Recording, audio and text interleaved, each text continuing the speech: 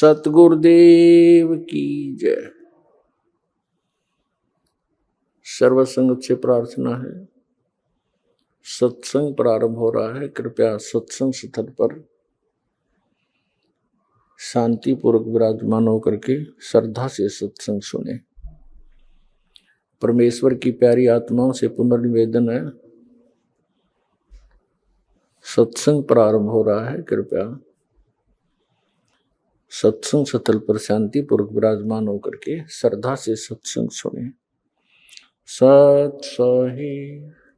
अब जानते हैं गीता अनुसार भक्ति की वो विधि जिससे मोक्ष प्राप्ति होती है और परम अक्षर ब्रह्म अर्थात पूर्ण परमात्मा पापों का नाश कर देता है।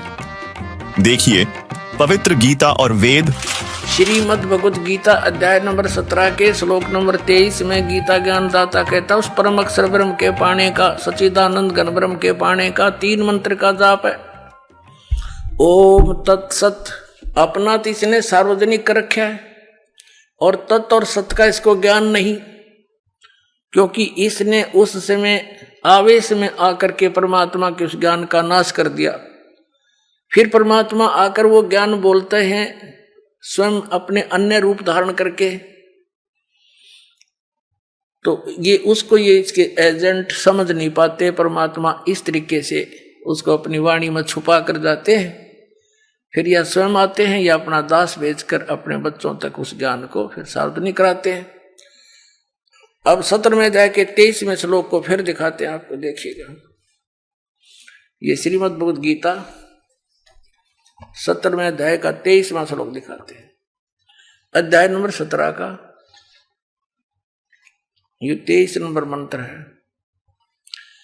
ओम तत्सत इति निर्देश ब्रह्मणे त्रिविध समर्थ ब्राह्मणा तेन वेदा च यज्ञा च विहिता पुरा।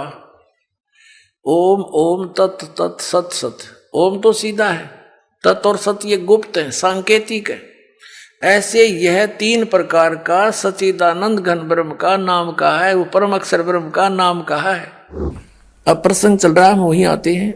जिनकी आप पूजा करते हो, हम भिखारी बने फिरे थे, सत साधना ना करके, सत पुरुष की पूजा ना करके हम इन भगवानों के आगे हाथ फैलाए फिरते थे और ये कुछ दे नहीं सकते, ये अपना दुख दूर नहीं कर सकते, अपना पाप नाश नहीं कर सकते। तो जब तक हम उस पूर्ण परमात्मा, जैसे यजुर्वेद अध्याय नंबर 5 के मंत्र नंबर 32 में लिखा है, कबीर अंगारी असी बम्बारी असी सवर ज्योति रित धामा असी। कबीर परमात्मा जो कबीर साहब जो है वो पाप नाशक है, पापों का शत्रु, अरी माने शत्रु, बम्बारी बम्ब माने बंधन, अरी माने शत्रु, बंधनों का नाश करने वाला, बंदी छोड़, यानी हम कर्म बंधनों से यहाँ कैद हैं काल की जाल में, और इस बंधनों को कोई काट दे वो बंदी छोड़, कर्म काट दे वो बंदी छोड़, बंध से छुड़ाने वाला। तो कबीर अंगारी असी बम्बारी असी बंधनों का शत्रु है। आपको थोड़ा सा हिंट दिखाते हैं। अब कबीर परमेश्वर जी ने कहा था कि वेद मेरा भेद है, मैं ना वेदन के माही, और जौन वेद से मैं मिलूं वो वेद जानते नहीं, कि वेद मेरी महिमा गाते चारों के चारों। लेकिन इन वेदों में मुझे पाने की वे ऑफ वर्शिप नहीं है, पूजा की विधि नहीं है। ये देखिएगा, यजुर्वेद प्रकाशक हैं सार्वदेशिक आर्य प्रतिनिधि सभा 2/5 महर्षि दानंद भवन, रामलीला मैदान, नई दिल्ली। ये यहां से छपा है। मुद्रक है Prince Offset Printers 1510 Pataudi house Daryaganj, Nai Delhi से। इस 5वें अध्याय का 32वां श्लोक आपको दिखाते हैं। ये है 5वां अध्याय 5वां, और ये यजुर्वेद ये 32वां अध्याय श्लोक है, मंत्र है। यहां लिख रखा उसी गसी कबीर अंगारी असी। अब हम इसको कबीर बोलते हैं, बै कबीर, ये वह है, हम वह बोला करें। जैसे किसी का नाम वेद प्रकाश होता, हम कहेंगे आ वेद प्रकाश आजा, जैसे कोई धर्मवीर है तो धर्मवीर बोले, अगर ये हमारा अपना लोकल लैंग्वेज है तो हम इसको कबीर को कबीर बोलते हैं। अंगारी माने पापों का शत्रु, बमभारी माने बंधनों का शत्रु, इन्हीं का। फिर है सवर ज्योति रित धामा आसी। ये देखो, हे जगदीश्वर जिस कारण आप कांतिमान हैं। अंगारी माने छोटे चलन के जीवों, छोटे चलन वाले जीवों के शत्रु नहीं, ये तो बकवाद कर रखी, अनुवाद ठीक नहीं किया। अंग अरि माने शत्रु, अरि इसको संधि छेद करें, अंग अरि, अग माने अंग माने पाप होता है, पाप का शत्रु। और इसने क्या कर दिया, इसका अर्थ यूं कर दिया, संधि छेद करते समय इसको ऐसे कर दिया। और हम इसको अगर जैसे ये यजुर्वेद है, यही इसका इन्हीं से सेट होगा ये मामला। अब ये 36वां अध्याय यजुर्वेद का दानंद द्वारा अनुवाद है इसका। इसके प्रथम मंत्र में लिखा है रचम वाचम परपधे मनो यजु परपधे। ये यजु शब्द है ना ओनली, और यहां अनुवाद किया इसने इसका, इसमें यजु का अर्थ यजुर्वेद लिख दिया, बिल्कुल सही किया। अब ये यजु है, यहां लिखना पड़ेगा कि ये यजुर्वेद के विषय में है, ये पूरा अब बना इसका अर्थ यजुर्वेद। तो यहां ये देखो कवि है, इन्होंने यहां कवि कर दिया इस 5वें अध्याय का। और ये जो 32वां श्लोक हम पढ़ रहे हैं, इसमें ये जो कबीर शब्द है इसको इन्होंने ऐसे कर लिख दिया। अब इसका अर्थ करते समय यह लिखना चाहिए था कबीर देव लिख देते, ये कबीर वह लिख के कबीर लिख देते, कबीर देव लिख देते, तो हम उसको कबीर देव बोल रहे हैं, कबीर देव। हम उसको कबीर देव, देव माने परमेश्वर, कबीर साहब हैं, यहां लिखना चाहिए वो कबीर देव हैं। ये कहना कवि इनकी वो समस्या भी हल हो जाए, कवि वो कबीर देव लिखना था, कबीर देव हैं, हम उसको कबीर साहब बोलते हैं, कबीर अपने लोकल लैंग्वेज में वो कबीर साहब हैं। बमभारी माने बंधनों के, अरि माने शत्रु, ये तारा दिए जिसकी बकवास है विस्तार तेरा। अरि माने शत्रु, बंधनों के शत्रु, बस ये छोड़ दो, यानी बंधन के शत्रु। अरि माने शत्रु, बम्ब माने बंधन, बंधनों के शत्रु बंदी छोड़ हैं कौन, वो कबीर हैं, कबीर देव हैं।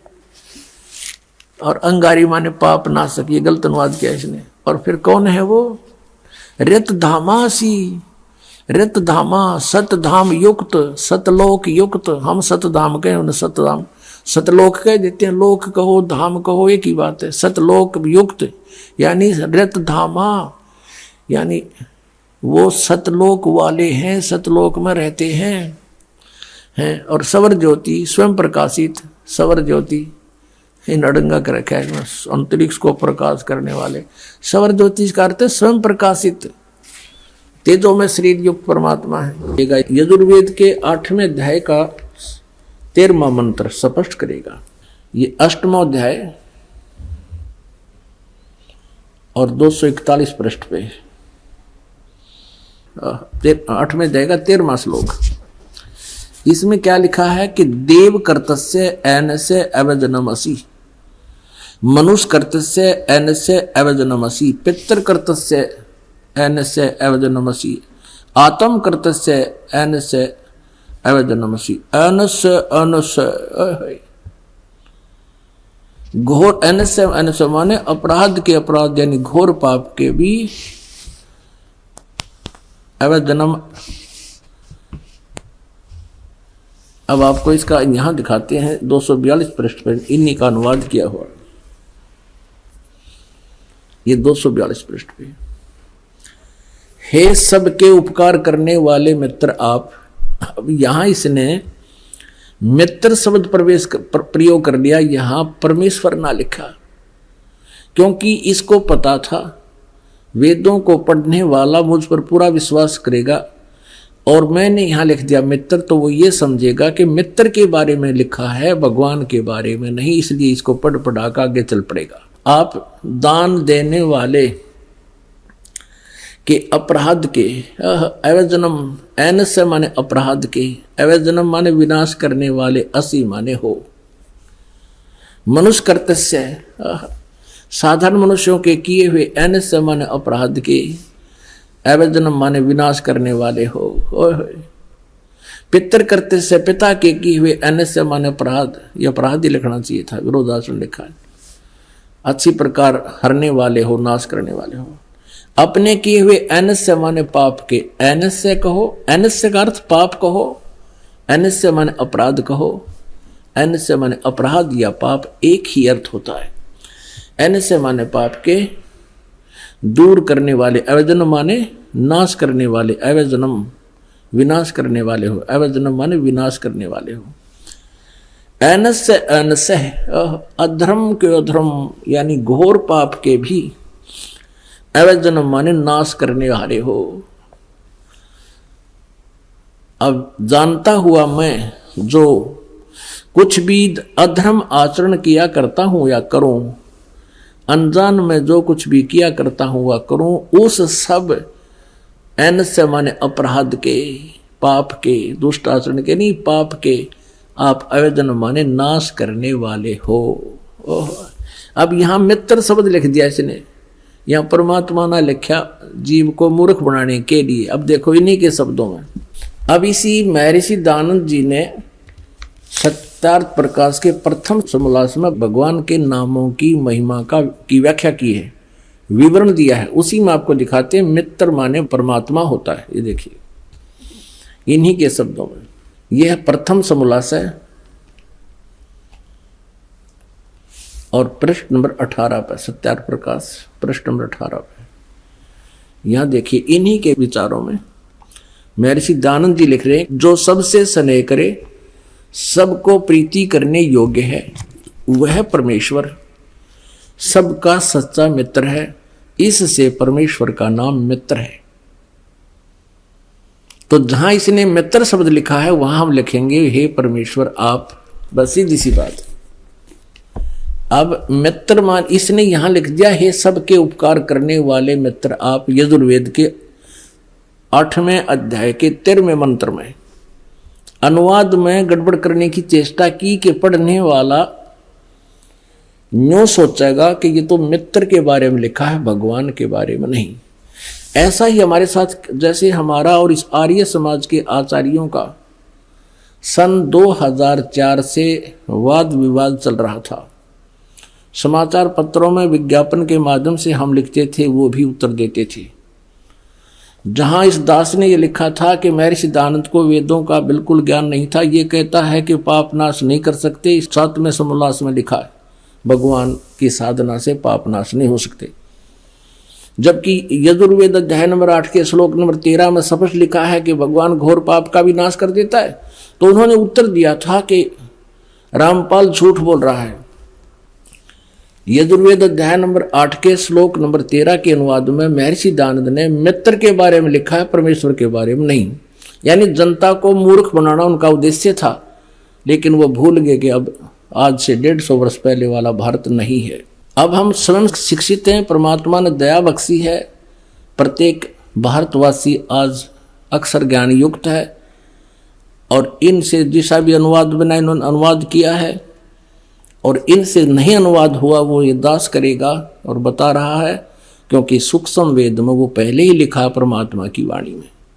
अब देखो यही यजुर्वेद 8वें अध्याय का 13वां श्लोक,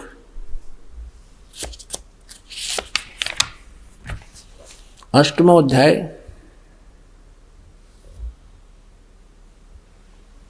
और ये हमने पढ़ा 13वां श्लोक मंत्र।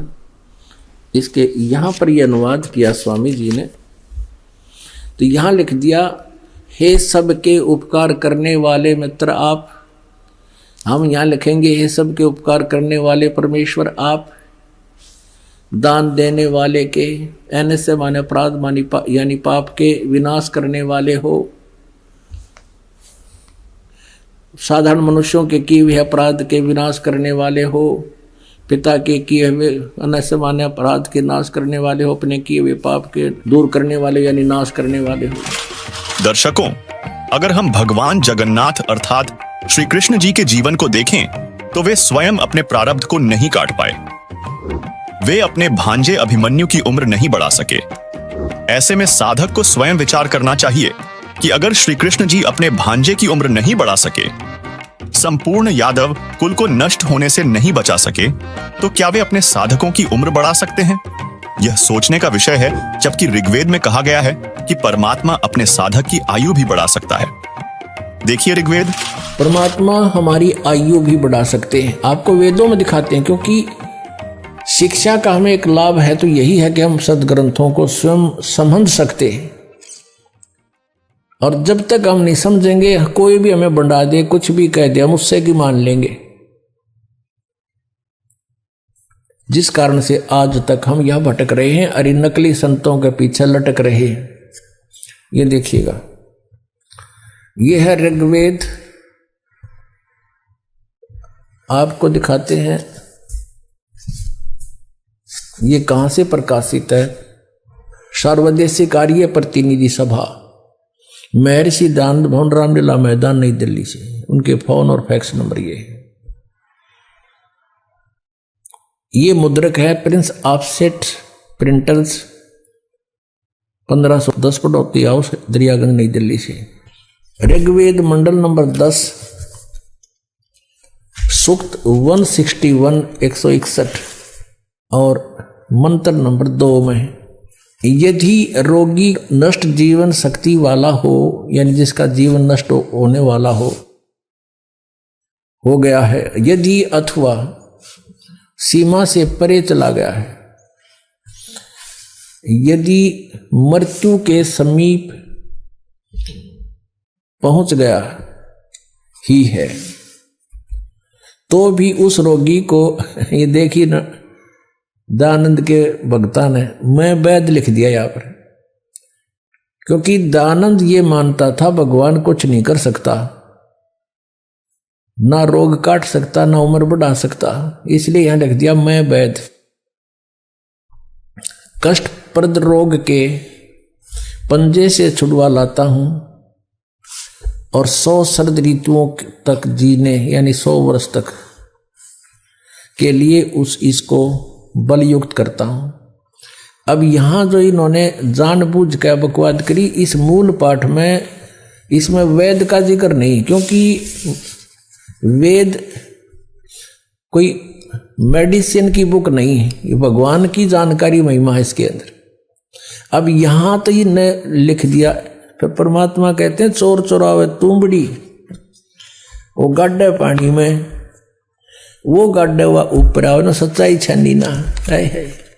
लेकिन कहीं ना कहीं परमात्मा ने इनकी आंखें बंद कर ही दी, जहां इन्होंने सच्चाई लिख दी, ना चाहते हुए भी लिख दी। भगवान ने लिखवा दिए तो क्या लिखे थे, ये देखना। ऋग्वेद मंडल नंबर 9, सूक्त 80 और मंत्र नंबर इसका भी 2।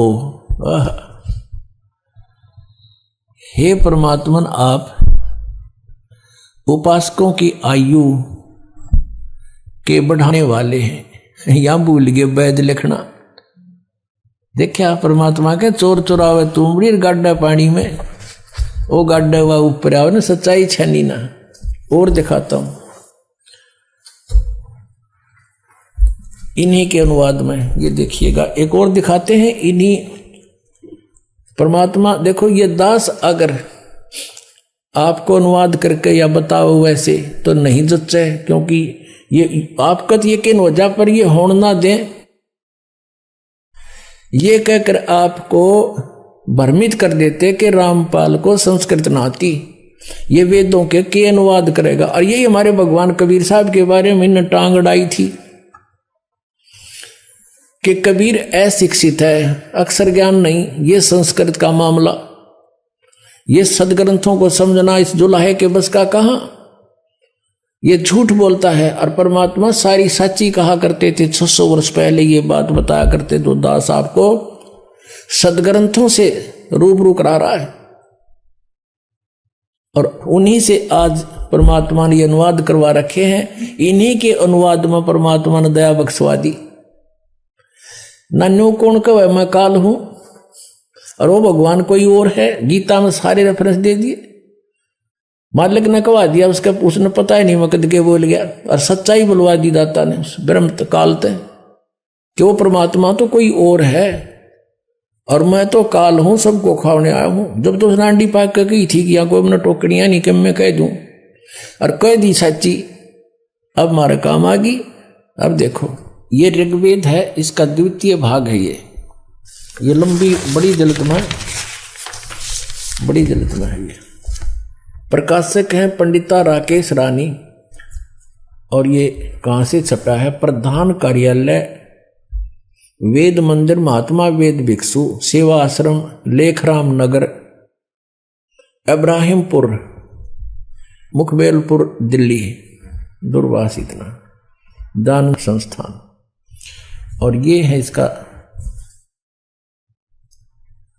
अनुवादक महात्मा वेद भिक्षु भारतेंद्र नाथ, और दान संस्थान करोल बाग नई दिल्ली से इसने इसका अनुवाद किया है। देखिएगा ये है ऋग्वेद मंडल नंबर 10 सूक्त 161, ये 161, और ये दूसरा मंत्र इसका। इसने बहुत बढ़िया अनुवाद किया। सच्चाई, यदि किसी रोगी की जीवन शक्ति समाप्त हो, उसकी आयु ना रही हो, यदि वह सीमा से परे हो गया है, यदि वह मृत्यु के सन्निकट चला गया है, तो भी उसे मैं भारी कष्टप्रद रोग के पंजे से मुक्त कराऊं तथा उसे 7 वर्ष यानी 100 वर्ष के जीवन हेतु बल संपन्न करूं। भावार्थ में भी सही लिखा है इसने। यदि रोगी की जीवन शक्ति समाप्त हो, यानी उम्र खत्म होगी, वो आयु हो रही है और उसका रोग सीमा से पार हो गया है, तब भी परमात्मा उसे इस कष्टप्रद रोग से मुक्त कर 7 वर्ष यानी 100 वर्ष का जीवन दे सकता है। अब बिल्कुल सही लिखा है पर, क्योंकि परमात्मा की महिमा है, या किसी वैद्य की और दवाइयां की किताब नहीं है। ये देखिएगा ऋग्वेद मंडल नंबर 9 सूक्त, ये 80 का है, यहाँ 82 गलत लिख रखा है यहाँ, क्योंकि ये यहाँ से शुरू हुआ है 80 से, और आगे 82 अलग होता है। ये यहाँ से है, ये 79वां सूक्त समाप्त हो गया, ये 80वां चल पड़ा। और इसका ये 2 मंत्र यहाँ है, यहाँ आगे 82 शुरू हो जाता है, इसलिए 81 यहाँ लिख दिया उन्होंने, 81 भी पूरा हो गया। तो ये ऋग्वेद मंडल नंबर 9 सूक्त 80 है, ये 81 यहाँ 81वां है, ये 80वां सूक्त यहाँ समाप्त होता है। यहाँ देख, ये इसके दूसरे मंत्र में ऋग्वेद मंडल नंबर 9 सूक्त 80 समझो 80। हे परमात्मन, आप उपासकों की आयु के बढ़ाने वाले हैं, जो कि तो बिल्कुल सही किया इसने। अपने आत्माओं, हमने उस परमात्मा की शरण ग्रहण करनी है जिसके गुण वेद गावें। परमेश्वर स्वयं कहते हैं, वेद मेरा भेद है, मैं ना वेदन के माही, और जौन वेद से मैं मिलूं ये वेद जानते ना ही। इन चारों वेदों के अंदर कबीर परमेश्वर कहते हैं मेरा ही गुणगान है। तो दर्शकों, अब तक आपने देखा कि श्री कृष्ण जी अर्थात भगवान जगन्नाथ न तो उम्र बढ़ा सकते हैं, न पाप नाश कर सकते हैं, और ना ही उनके दर्शन मात्र से मोक्ष संभव है। जिससे सिद्ध हुआ कि जगन्नाथ रथ यात्रा से मोक्ष और पाप नाश होने के विश्वास के पीछे कोई धार्मिक और आध्यात्मिक आधार नहीं है, अपितु यह मात्र एक लोक मान्यता ही है। वहीं वेदों के उपरोक्त प्रमाणों से यह स्पष्ट होता है कि वास्तव में जगन्नाथ तो कबीरदेव अर्थात कबीर साहेब जी हैं, जिनकी भक्ति से मोक्ष की प्राप्ति होती है, हमारे पाप नाश होते हैं, और यदि आयु भी समाप्त हो गई हो तो वह भी कबीर साहेब जी बढ़ा देते हैं। सवाल